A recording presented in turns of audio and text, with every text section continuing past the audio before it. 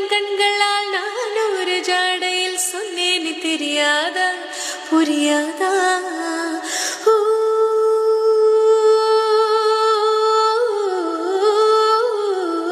மையை போல நானும் கண்ணில் சேர வேண்டும் பூவை போல நானும் உந்தன் கூந்தல் சேர வேண்டும் கண்ணில் வைத்த மையும்